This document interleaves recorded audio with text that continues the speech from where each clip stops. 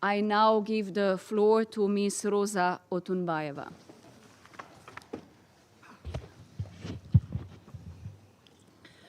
Madam Foreign Minister, Mrs. Tanya Fayon, I'm grateful for your personal presence at today's important debate on the question of Afghanistan during an increasingly complicated context. 3 years after the Taliban seizure of power, millions of people across Afghanistan have cause for mixed feelings.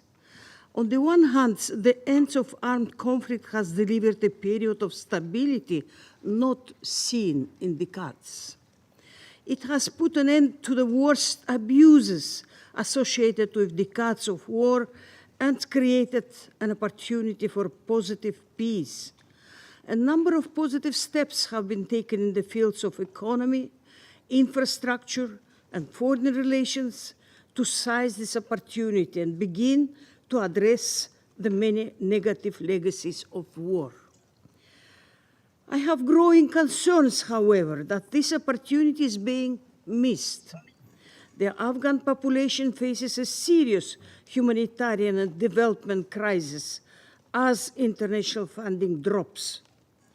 The de facto authorities are exacerbating this crisis by policies that focus insufficiently on the real needs of its people and undermine its economic potential.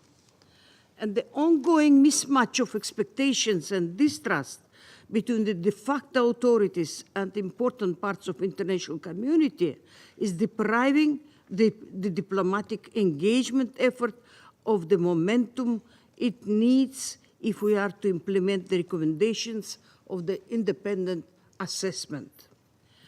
I'm greatly concerned that 2024 Afghanistan humanitarian response plan is only 30% funded, with around $900 million received of the $3 billion required. There are no indications that significant additional resources will be provided as we approach the final quarter of the year. Unlike last year, there is no pipeline of residual funding to draw on. Real support on the ground has noticeably reduced. For example, 260 static and mobile health facilities providing primary healthcare services have been discontinued, impacting 2.9 million people. An additional 171 health facilities are expected to be closed in the coming months. Nearly 900,000 children requiring severe wasting treatment will not be reached, leaving these children 12 times more likely to die than healthy children. Food rations had to be reduced from 75 to 50% in communities already experiencing emergency levels of hunger. This impacts especially women and children, who comprise 80% of beneficiaries of general food assistance. 6 mine clearance projects had to be reduced to 2. Only 2 donors support humanitarian mine action programs in Afghanistan, while 4 million people live within 1 kilometer of unexploded ordnance contamination. Children make up 86% of casualties from explosive ordnance. Over 160,000 people affected by last year's multiple earthquakes in the western region are left living in precarious conditions.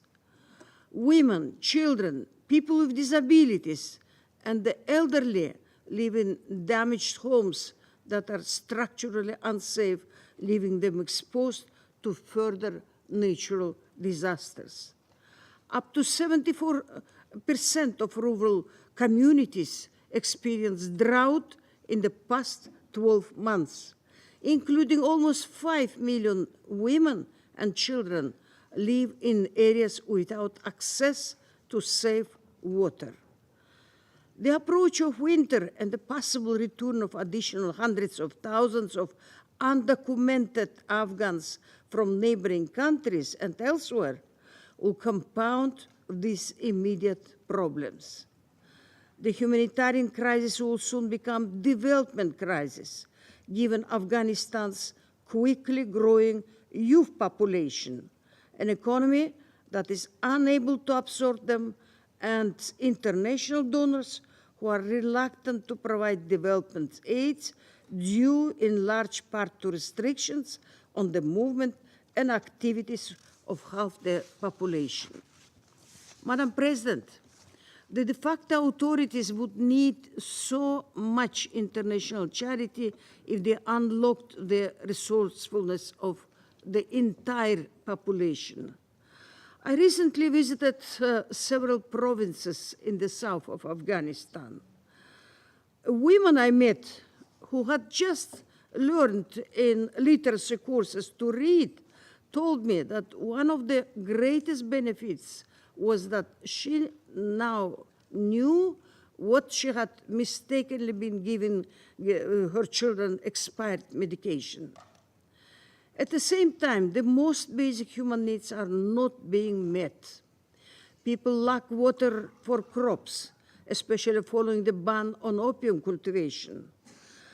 I have witnessed this miseries with my own eyes and spoken to the people, farmers in places, will continue to strenuously advocate for the rights of all Afghans, but just as strenuously call for the assistance required to ensure mere existence.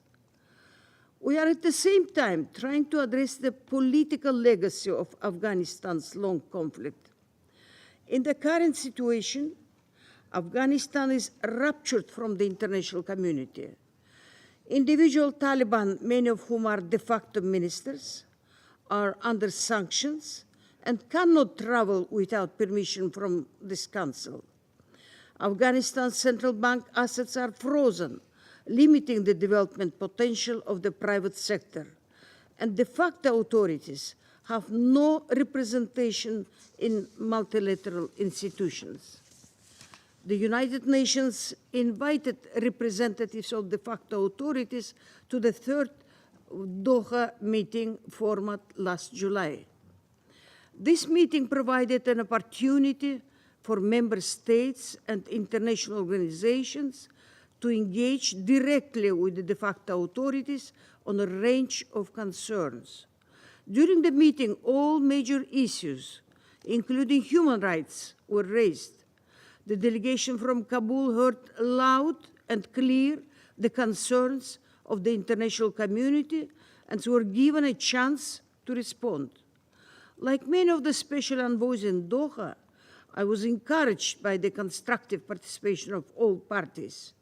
The Doha format also provided an opportunity for special envoys to engage with civil society members from Afghanistan, including women. We hope that this would signal a good start to a new chapter in a more meaningful dialogue in accordance with the recommendations of the independent assessment.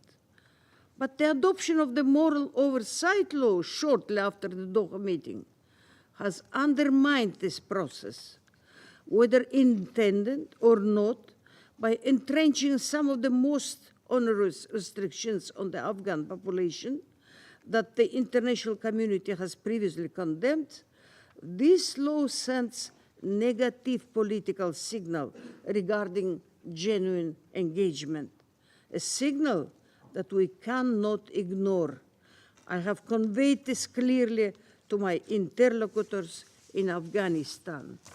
This law was drafted among a small group of religious scholars and with no consultation with the population that it regulates. Its provisions codify existing restrictions on women and adds new ones on women and other segments of the population.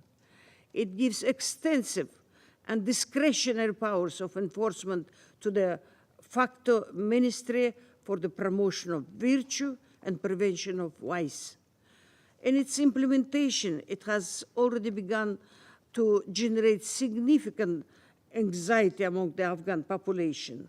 My colleague Sima Bahus, Executive Director of UN Women, will provide more details on the effects of this law. Let me just say that it is likely to have a disproportionate impact on women. UNAMA has already received reports of women being prevented from going to work at radio stations, drivers refusing to provide transport to women not accompanied by a male family member, and of stricter enforcement of segregation and dress codes in the workplace. UNAM will continue to follow closely its implementation and enforcement. The fact that these provisions have been put beyond the realm of discussion is particularly problematic. It means that one of the major obstacles to Afghanistan's full reintegration into the international community cannot be part of necessary dialogue. I'm grateful to the Organization of Islamic Cooperation for its ongoing engagement with the de facto authorities. I note the declaration from the recent Foreign Ministers Summit in Yaoundé, Cameroon, says that it should ensure the full respect for the human rights of all Afghans, including women, children, people belonging to ethnic, religious, and other cultural minorities. Madam President, I am often criticized in my discussions with the de facto authorities for providing what they say are misleading and negative reports on the situation in Afghanistan. Every country has problems, and no government solves them by ignoring them. I have urged the de facto authorities to receive our observations in the good faith in which they are offered, and for the sake of the Afghan people and their concerns about their future. Similarly, the international community has valid concerns about terrorism emanating from Afghanistan, despite denials by de facto authorities. The most recent sanctions monitoring team report underscores concerns over the presence of terrorist groups on Afghan soil, including those that pose a direct threat to Afghanistan's neighbors. The recent attack outside de facto Directorate for the Implementation of Decrees, killing at least 7 individuals and wounding more than 20 others, is a reminder that the terrorist threat inside Afghanistan has not been removed. Last Thursday, in central Afghanistan, ISKP carried out an attack which killed at least 14 members of the Hazara Shia community. We must find an appropriate mechanism to address these common concerns. In many ways, the de facto authorities are correct that their achievements have been underappreciated and that ongoing international restrictions on Afghanistan have made governance more difficult. But unnecessarily harsh policies and allocation of resources that appear heavily skewed towards security concerns rather than the needs of the people undermine these achievements and the well-being of the Afghan people. We are nonetheless committed to moving forward on the agenda agreed upon in Doha 3 and UNAMA's mandate implementation, which includes deepening the international consensus on Afghanistan, establishing agreed upon working groups, maintaining all channels of engagement, advocating that Afghanistan fulfills its international obligations, and providing all possible support to the Afghan people. Thank you, Madam President. I thank Ms. Otunbayeva for her briefing. And I now give the floor to Ms. Sima Sami-Bahus. Thank you, Madam President, Foreign Minister of Slovenia,